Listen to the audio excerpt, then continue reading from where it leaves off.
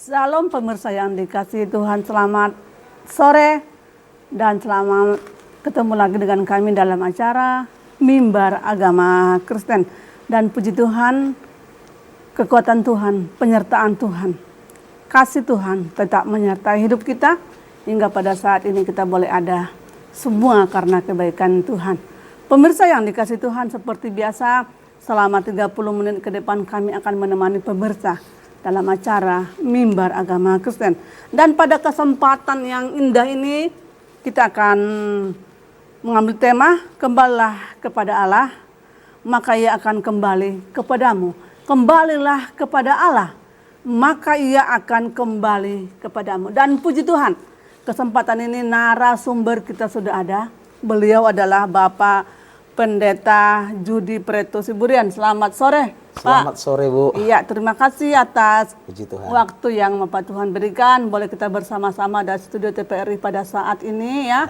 Kita boleh menemani pemirsa untuk membagikan berkat ya Pak ya. Amin. Semoga pertemuan kita, sharing kita, renungan kita pada saat ini boleh menjadi berkat bagi pemirsa dan bagi kita ya Pak ya. Baik. Pemirsa yang dikasih Tuhan, seperti tadi saya katakan, tema renungan kita pada saat ini, kembalilah kepada Allah, maka ia akan kembali kepadamu. Kembalilah kepada Allah, maka ia akan kembali kepadamu.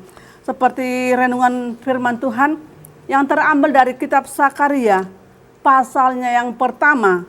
Sakaria pasal pertama, ayat yang ketiga. Demikian firman Tuhan, saya akan bacakan untuk kita semua. Sebab itu katakanlah kepada mereka, beginilah firman Tuhan semesta alam, kembalilah kepadaku. Demikian firman Tuhan semesta alam, maka aku pun akan kembali kepadamu. Firman Tuhan semesta alam. Narasumber yang dikasih Tuhan, seperti tema kita pada saat ini agak luar biasa ya dikatakannya. Ada oknum yang dipakai oleh manusia dan Allah sendiri di sini ya. Tuhan dan manusia sendiri ciptaannya. Kembalilah kepada Allah, maka ia akan kembali kepada. Mungkin tadi firman Tuhan yang sudah dibacakan tadi, atau sekali lagi saya bacakan, yang terambil dari kitab Sakaria pasal yang pertama ayat yang ketiga, singkat tapi penuh makna firman Tuhan ini ya. Sebab itu katakanlah kepada mereka. Mereka dimaksudnya adalah anak-anak Tuhan ya. Anak Tuhan, iya. Sebab itu katakanlah kepada mereka, beginilah firman Tuhan semesta alam, kembalilah kepadaku. Demikian firman Tuhan semesta alam. Maka aku pun, dikatakan Tuhan ya, dalam konteks firman Tuhan ini. Maka aku pun akan kembali kepadamu. Firman Tuhan semesta alam yang dikatakan pada dia. Nah, mungkin kita biar bisa lebih memahami, mengerti akan kebenaran firman Tuhan pada saat ini, sesuai dengan tadi apa yang dikatakan oleh firman Tuhan dalam Sakaria 1 itu, apakah dosa-dosa yang telah dilakukan oleh umat Tuhan pada saat itu? Makanya sampai firman Tuhan mengatakan tegas. Sebab itu katakanlah kepada mereka, beginilah firman Tuhan semesta alam, kembalilah kepadaku. Tanda kata kembalilah kepadaku itu. Sebenarnya apa sih dosa-dosa yang diperbuat umat Tuhan, anak-anak Tuhan pada saat itu yang dikisahkan dalam Sakaria, sampai firman Tuhan berkata, kembalilah kepadaku. Mungkin Bapak bisa menjelaskannya. Baik, shalom Bapak Ibu saudara kasih dalam nama Yesus Kristus. Ya, kita sudah mendengar ayat firman Tuhan yang dibacakan tadi oleh Ibu Roma Lubis. Dikatakan dalam kitab Sakaria pasal 3 ayat 1 itu, bagaimana Tuhan ingin kita kembali kepada Tuhan. Kalau kita kembali kepada Tuhan, itu berarti Tuhan pun akan kembali kepada kehidupan kita, Bapak Ibu saudara kasih. Nah, kenapa Tuhan menginginkan kita kembali? Bukankah Tuhan itu panjang sabar? Bukankah Tuhan itu sabar? Itu menjadi pertanyaan. Benar, Tuhan itu sabar, tapi bukan berarti dalam kesabarannya itu Tuhan membiarkan manusia itu melakukan dosa terus-menerus. Sebab dengan dosa itu manusia mengalami kesukaran yang besar, mereka mengalami penderitaan.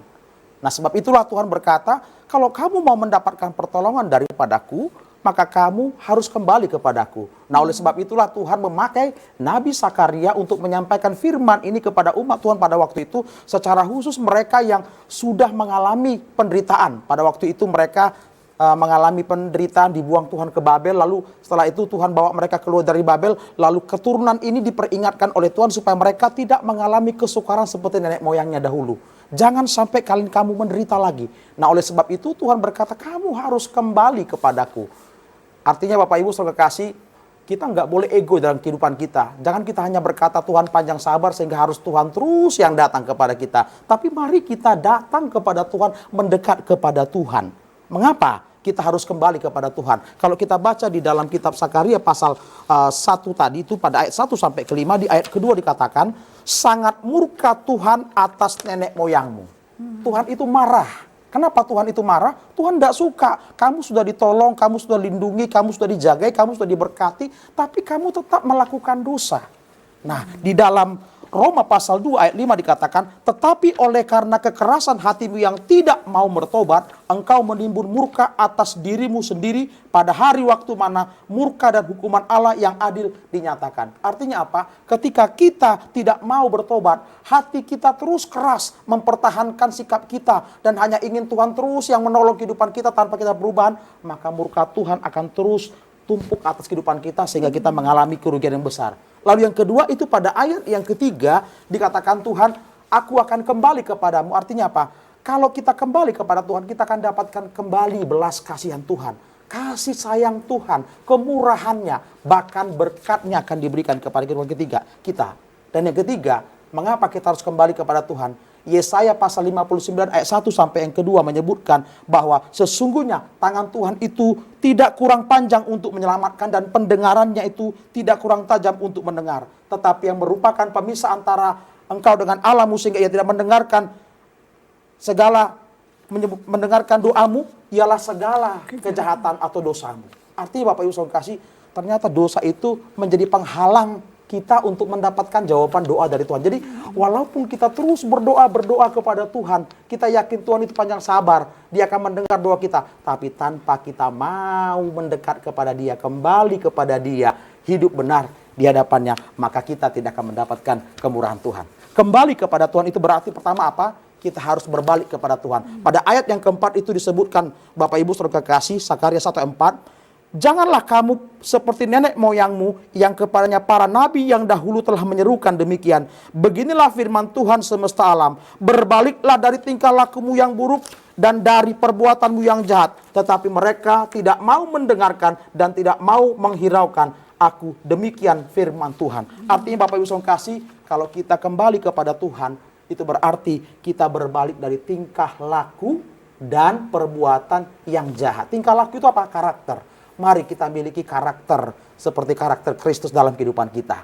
Karakter yang benar. Lalu yang kedua, kita harus bertobat. Itu pada ayat 6 dikatakan bertobat. Bertobat itu artinya apa? Berhenti berbuat dosa, mengaku dosa, mohon pengampunan kepada Tuhan, dan hidup sesuai dengan firman Allah. Ketika kita hidup bertobat, itu berarti kita kembali kepada Tuhan. Dan di sana kita sedang dituntun, dipimpin oleh Tuhan. Demikian, Ibu. Oke, ya. Sangat menarik sekali Pak ya.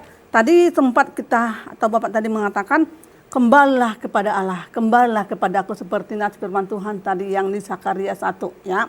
Nah, berbalik dari segala tingkah laku yang buruk. Mungkin ini atau perbuatan yang jahat. Oke, gampang kita untuk hanya mengungkapkan atau untuk mengeluarkan dari mulut. Tapi tindakannya pada saat ini kan sering ini banyak ini kita lalaikan di dalam kehidupan kita. Iya. Kenapa ini bisa terjadi? Sering kita sebagai kehidupan anak Tuhan diajak untuk kembali kepada Tuhan, lalu kita seperti acuh tak acuh. Kenapa? Karena kita melihat masih aman-aman, orang lain berbuat dosa, tidak ke gereja, tetap juga aman-aman. Nah itulah yang membuat mereka akhirnya, Tuhan itu maha penyayang, dan lagi pula yang kedua, masih panjang kesempatan. Ini yang sering kali membuat mereka nyaman. Padahal mereka tidak tahu bahwa waktu Tuhan itu bisa terjadi kapan saja. Tuhan menjemput, lalu kita tidak ada pertobatan. Nah, di sini yang baru kita menyesal. Oh iya, kenapa orang tuaku, keluargaku tidak bertobat. Jadi kalau kita lihat tadi Bapak Ibu saudara kekasih bahwa kenapa kita harus kembali, ya itu karena kita ingin mendapatkan kasih Tuhan. Lalu apa yang harus kita lakukan? Seperti yang dilakukan oleh umat Tuhan tadi. Mereka tinggalkan Tuhan. Ada praktek dalam 1 Korintus pasal yang ke-10 itu ayat yang ke-6 sampai yang ke-12 itu ada 4 macam dosa yang mereka lakukan. Yang pertama adalah penyembahan berhala. Lalu yang kedua adalah percabulan. Yang ketiga adalah mencobai Tuhan. Dan yang keempat bersungguh-sungguh. dosa ini dikatakan di dalam ayat ini, dikatakan bahwa itu pada ayat yang ke-11. Semuanya ini telah menimpa mereka sebagai contoh dan dituliskan menjadi peringatan bagi kita yang hidup pada waktu di mana zaman akhir telah tiba. Artinya apa? Dosa yang pernah dilakukan oleh umat Tuhan dahulu, ya, jangan sampai kita ulangi lagi.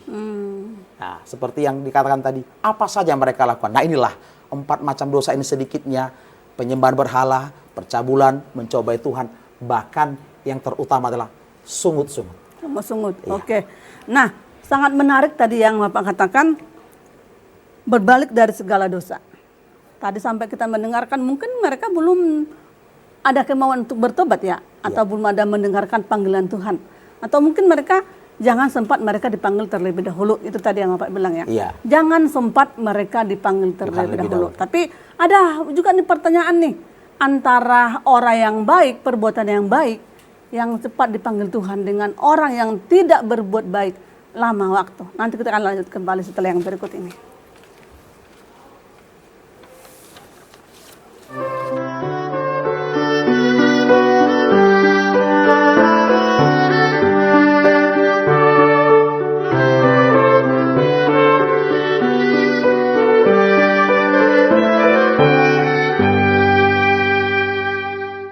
Terima kasih pemirsa yang dikasih Tuhan, masih tetap bersama kami dalam acara Mimbar Agama Kristen. Nah, Bapak narasumber, tadi kita sedang asik-asiknya membahas antara perbuatan baik dengan tidak perbuatan baik, yaitu yang berhubungan dengan dosa. Ya. Karena inilah pada dikatakan umat Tuhan pada saat itu memberontak mungkin kepada Allah, kepada Tuhan ya. Nah, ada mungkin pemahaman atau pandangan sebagian orang berkata seperti ini loh. Jangan terlalu berbuat baik. Karena apa? Karena orang yang baik akan cepat dipanggil oleh Tuhan. Ada pandangan pemahaman orang seperti itu. Nah, bagaimana dong kita untuk menyikapi ini? Ya, kalau pandangan itu bisa saja Ibu, tapi itu tidak benar. Kenapa? Tidak benar. Tidak seorang pun tahu usia seseorang. Ya.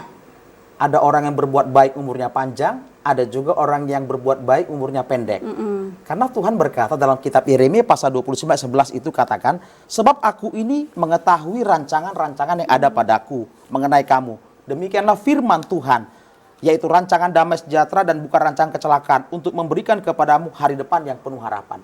Tuhan itu tahu yang terbaik bagi kita. Rancangan Tuhan itu terbaik, bukan berarti seseorang kalau misalnya duitnya banyak harusnya umurnya panjang, gitu kan? Kalau duitnya sedikit harusnya umurnya pendek karena nyusahin orang. Iya. Tapi Tuhan punya rencana yang terbaik bagi kita. Dan Tuhan tahu ya, kalau orang ini umurnya panjang sementara dia punya orang di sekitarnya adalah orang-orang yang tidak hidup dalam kebenaran, ini bisa mempengaruhi dia. Nah, itu Bapak dan Ibu. Jadi makanya pandangan seperti itu sebenarnya kurang baik dan tidak baik itu. Iya, Kita dituntut oleh Tuhan selama kita bekerja, selama kita hidup kita harus bekerja. Itu surat Filipi pasal 1. Kalau aku hidup, kata Rasul Paulus, aku harus bekerja dan memberi buah. Bukan dikatakan kalau aku berumur panjang, berumur sekian tahun, tidak. Kalau aku hidup. Kalaupun kita hanya hidup tinggal 2 hari lagi ke depan, kita nggak tahu. Berbuat baik. Mari berbuat baik, mari berbuat benar. Itu. Jadi kesempatan yang masih kita nikmati saat ini, kita diingatkan, ayo tetap berbuat baik. Gitu ya Pak ya. Berbuat baik dan benar. Oke, itu tadi yang luar biasa, karena kata kembalilah kepada Allah tadi. Berarti karena perbuatan umat Tuhan pada saat itu ya. Iya. Nah, mungkin apakah tadi Bapak sudah sempat bilang dosa yang nyata yang mereka perbuat pada saat itu adalah ini. Apakah salah satu dosa bersungut-sungut yang dimaksud dalam hal itu? Sehingga Tuhan sampai berkata dalam Zakaria 1, kembalilah kepadaku. Iya. Dalam 1 Korintus pasal 10 tadi yang sudah kita baca itu pada ayat 6 sampai ayat yang ke-12. Saya bacakan dulu ya. Semuanya ini telah terjadi sebagai contoh bagi kita untuk memperingatkan kita, supaya jangan kita mengingini hal-hal yang jahat seperti yang telah mereka perbuat. Dan supaya jangan kita menjadi satu penyembah-penyembah berhala. Sama seperti beberapa orang dari mereka seperti ada tertulis, maka duduklah bangsa itu untuk makan dan minum, kemudian bangunlah mereka dan bersukaria. Janganlah kita melakukan percabulan kedua, seperti yang dilakukan oleh beberapa orang dari mereka, sehingga pada satu hari telah tewas 23.000 orang. Yang ketiga, dan janganlah kita mencobai Tuhan, seperti yang dilakukan oleh beberapa orang dari mereka, sehingga mereka mati dipagut ular. Dan janganlah bersungut-sungut, itu yang keempat. Ya. Seperti yang dilakukan oleh beberapa dari mereka sehingga mereka dibinasakan oleh malaikat maut. Semuanya ini telah menimpa mereka sebagai contoh dan dituliskan untuk menjadi peringatan bagi kita yang hidup pada waktu di mana zaman akhir telah tiba. Dosa bersungut-sungut yang mereka lakukan itu adalah, kalau kita lihat kata bersungut itu dalam kamus besar bahasa Indonesia itu artinya mengomel, ya, kemudian tidak pernah merasakan cukup gitu ya tidak Pak ya. merasa cukup, tidak senang, bahkan marah. Nah, umat Tuhan pada waktu itu, mereka pada waktu keluar dari Mesir, mereka menggerutu soal makan. Makanan ya. Dikasih makan manah. Lalu mereka menggerutu soal air, dikasih air. Lalu mereka bosan lagi soal makanan, kenapa harus makan mana terus? Kenapa nggak makan daging? Nah, disinilah kehidupan orang yang tidak tahu terima kasih.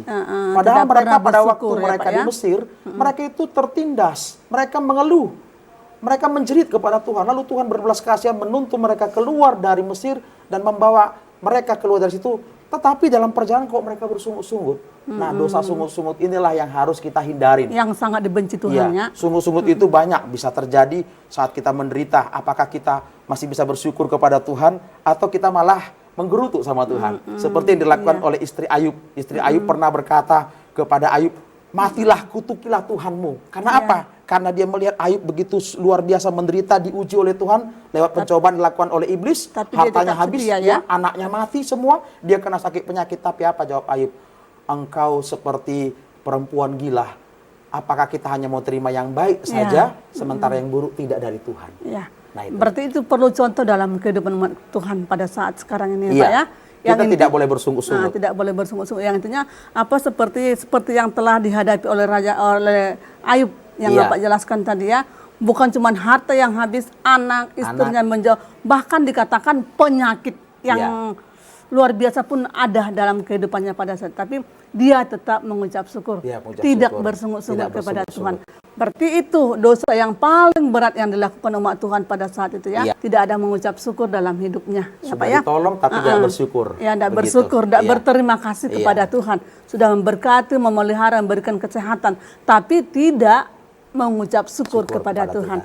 Mereka mungkin mampu karena mereka berasa dia mampu karena kehebatannya sendiri. Ya Pak ya.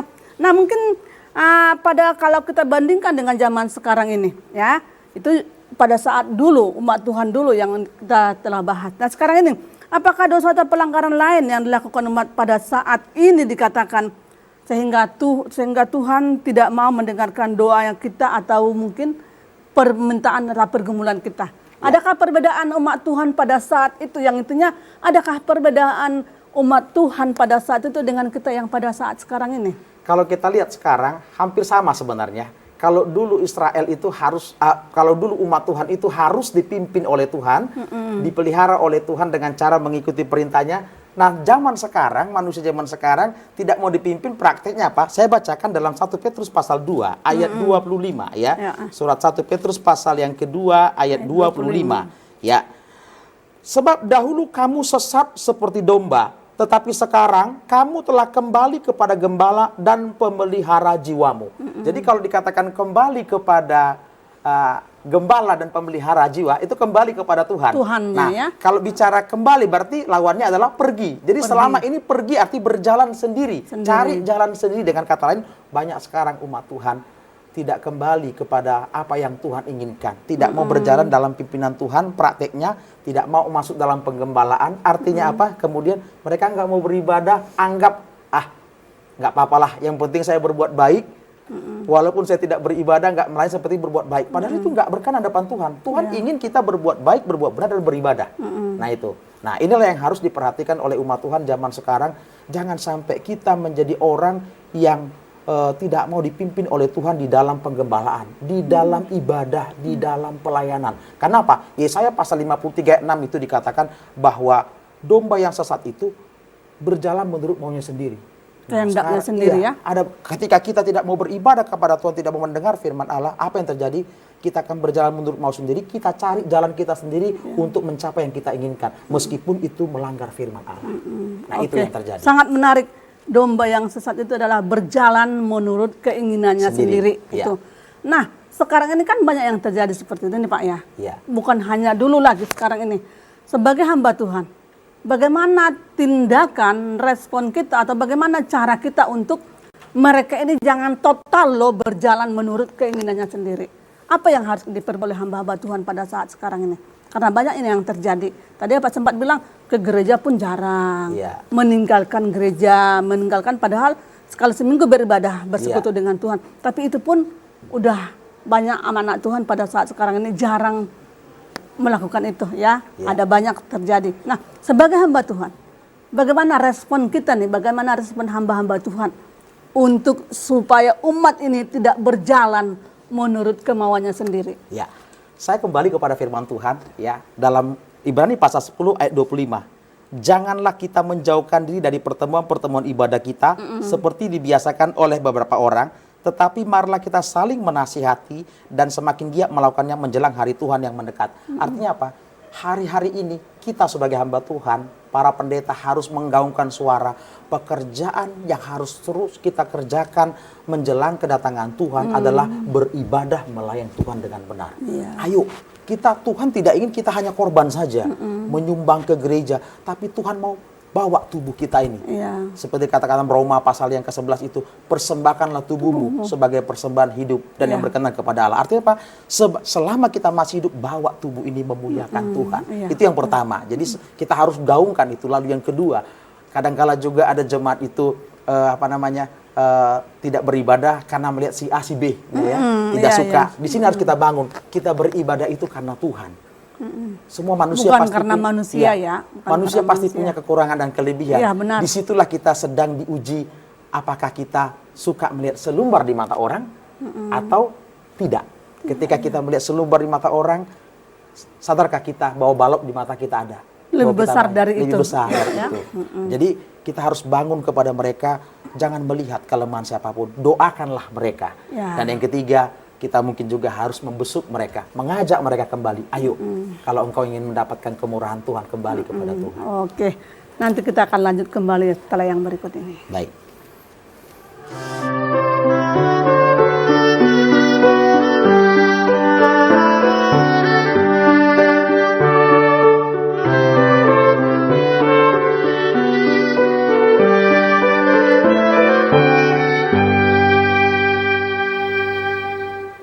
Terima kasih pemirsa, masih tetap bersama kami dalam acara Mimbar Agama Kristen. Nah, Bapak narasumber tadi sangat tertusuk hati kita mendengarkan firman Tuhan dalam 1 Petrus 2 ayat yang ke-25. Tadi yang dikatakan kata sesat ya. Sebab dahulu kamu sesat seperti domba, tetapi sekarang kamu telah kembali kepada gembala dan pemelihara jiwamu. Yang artinya tadi situ tidak melalui jalan yang benar. Banyak itu terjadi pada saat itu berjalan menurut kemauannya sendiri, tanpa memikirkan apa yang kulakukan berkenankah di hadapan Tuhan atau boleh menjadi berkatkah bagi sama manusia. Itu yang terjadi ya. Tadi dan Bapak tadi sudah memberikan pengarahan apa tanggung jawab kita sebagai hamba Tuhan, sebagai pendeta mungkin untuk menaungkan ini kepada jemaat-jemaat kita. Perlu ada konselor dong, perlu ada kepembinaan dong, perlu ada pertemuan dong. Ya, jangan dibiarkan seperti itu, intinya jangan dibiarkan seperti itu. Kalaupun mungkin dibiarkan seperti itu, makin banyak yang sesat ya Pak ya. Ini yang mungkin yang kita harapkan dalam kehidupan kita. Bagaimana kita sebagai hamba Tuhan berperan aktif dalam melaksanakan ini, supaya dalam Petrus pasal 1 Petrus pasal 2 dan 25 ini tidak benar terjadi dalam kehidupan kita saat ini. Makin banyak orang-orang yang menyadari bahwa pertolongan Tuhan sangat besar di dalam kehidupannya. Bukan karena kemampuannya sendiri ya Pak ya, tapi karena pertolongan Tuhan nih. Jadi berjalan, kalau mau ke kiri ke kanan, bertanya dulu kepada Tuhan. Intinya seperti, benarkah jalanku ini Tuhan? Benarkah perbuatanku? Intinya seperti itu Pak ya.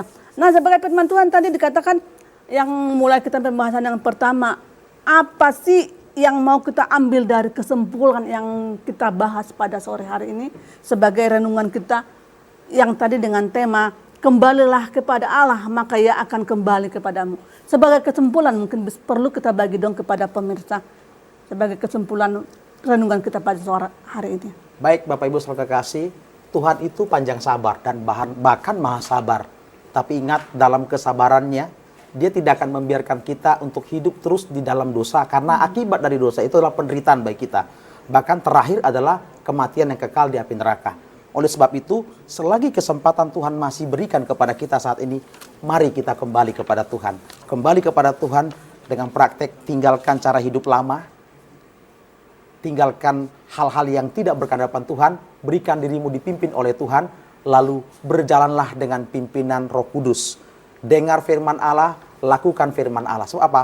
Tuhan punya rancangan yang indah bagi setiap orang yang mengasihi Dia. Ketika kita kembali kepada Tuhan, sesegera mungkin Tuhan kembali kepada kita. Tuhan ada bersama dengan kita, Dia di pihak kita. Apapun menjadi persoalan kita, kita tidak perlu takut. Gitu ya. Dalam Yeremia pasal 29 ayat 11 ini apa yang dimaksud itu? Dalam Yeremia pasal 29 ayat 11 itu dikatakan, aku mengetahui rancangan yang ada padaku tentang kamu. Demikianlah firman Tuhan, yaitu rancangan damai sejahtera, bukan rancangan kecelakaan, untuk memberikan kepadamu hari depan yang penuh harapan. Artinya Bapak Ibu Saudara kasih, Tuhan punya rancangan indah bagi kita. Tetapi rancangan indah itu ada proses, ada cara Tuhan. Oleh sebab itu mari kita sebagai kehidupan umat Tuhan, serahkan hidup kita kepada Tuhan. Apapun yang terjadi, tetap bersyukur, tetap mendekat kepada Tuhan. Pasti Tuhan akan lakukan yang terbaik bagi kita. Ya, kembali kepada Tuhan, tinggalkan hidup masa lalu ya. Ya. Bangun kembali hidup yang baru bersama Tuhan. Akan menjadi berkat bagi sama dan bagi Tuhan. Amin. Oke, terima kasih Bapak Pendeta atas waktu yang sudah memberikan berkat bagi kita pada saat ini. Baik, terima kasih pemirsa yang dikasih Tuhan. Kiranya firman Tuhan ini boleh menguatkan kita kembali. Dan kita boleh kembali kepada Tuhan. Mari kita tinggalkan masa lalu kita. Ada pertobatan yang Tuhan sediakan dalam kehidupan kita. Berkat yang sangat luar biasa. Sampai sini renungan kita. Salam, Tuhan Yesus memberkati.